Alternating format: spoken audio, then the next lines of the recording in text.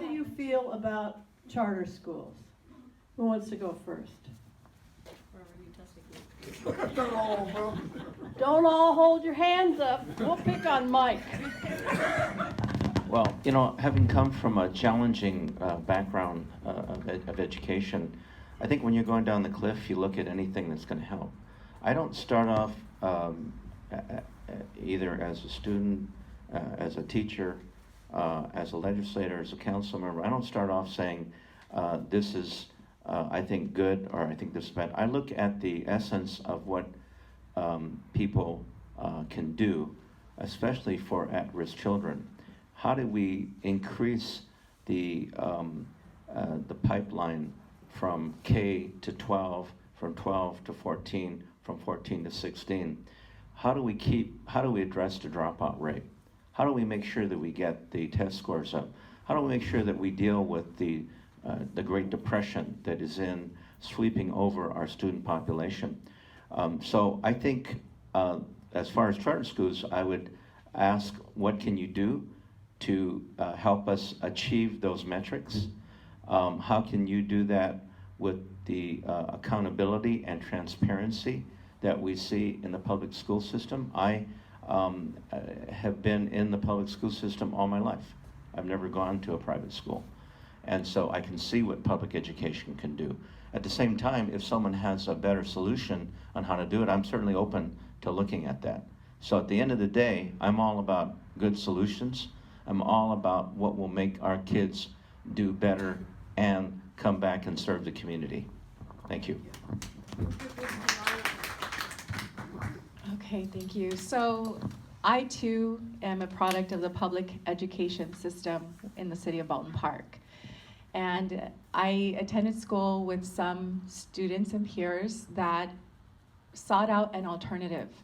And perhaps there was an early pregnancy in school. Perhaps there was some family issues.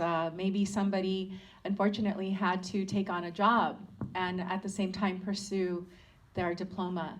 And so in the city of Baldwin Park, we have an alternative school, but I think that the idea is having an environment that supports a non-traditional student.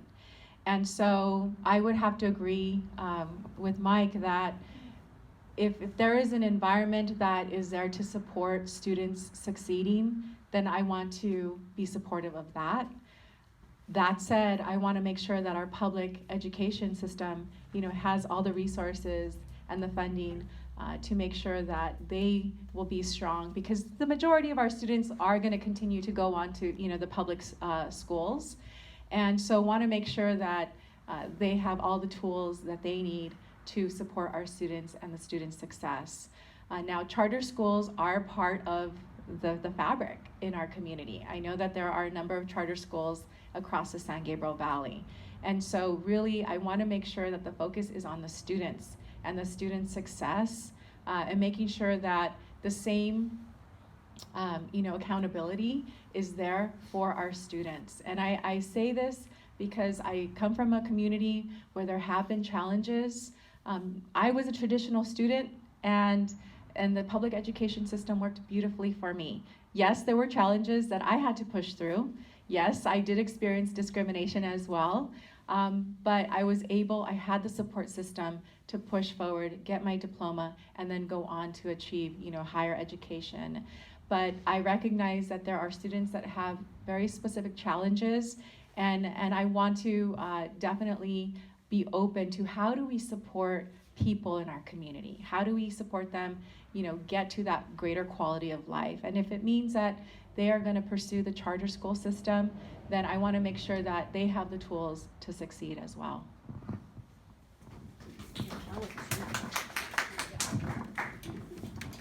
Yes. Well, I've been a public educator for 17 years, as I mentioned, so this is a topic that is very interesting for me to address, because I've always been anti-charters. I've been pro-public education. I fought hard to make sure that we have the proper programs in place, which I shared with you a little earlier. And so my goal was to make sure that our public education system is the best possible it can be. But I have evolved in that when you start putting faces to the stories of these kids that attend charter schools, and it starts bringing a different perspective on how you see things.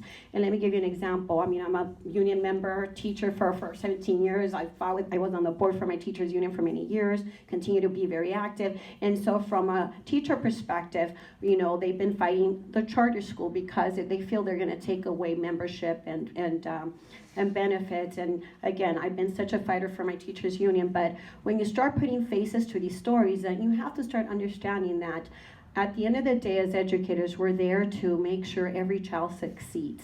There's one particular kid that stands out to me who is undocumented, and his mother was the sole provider for his household. And he went to a regular school in the daytime. And that's typical for most communities, a lot of single moms. Well, this child's mom had cancer. And unfortunately, this is the only provider for their household, and this child didn't have a choice. He needed to go into the workforce.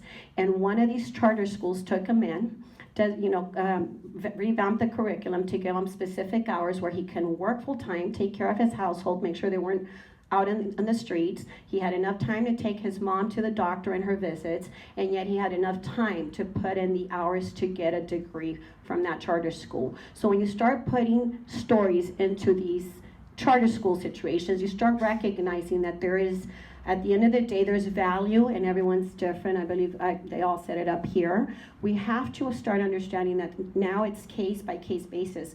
Not every child's going to be lucky enough to have two parents at home that's going to say, go off to the public education school system.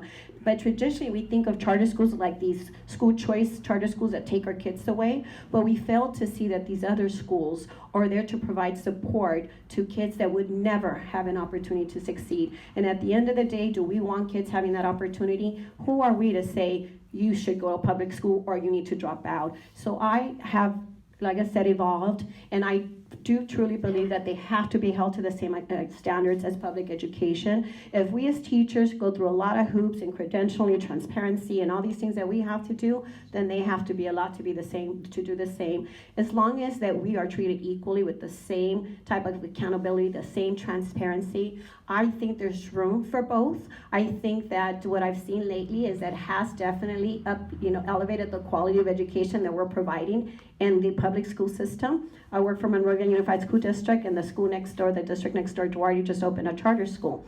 And about 110 kids were taken from our educational system. Now, we should be outraged, right? But the reality is that now it made us step up our game, and we are providing now these amazing programs that now our enrollment is up as well. And so I believe at the end of the day, we look at the child first before anybody else. We need our children to succeed, and we need to work together to make sure that it's just quality and that we're all working together towards that end. Thank you.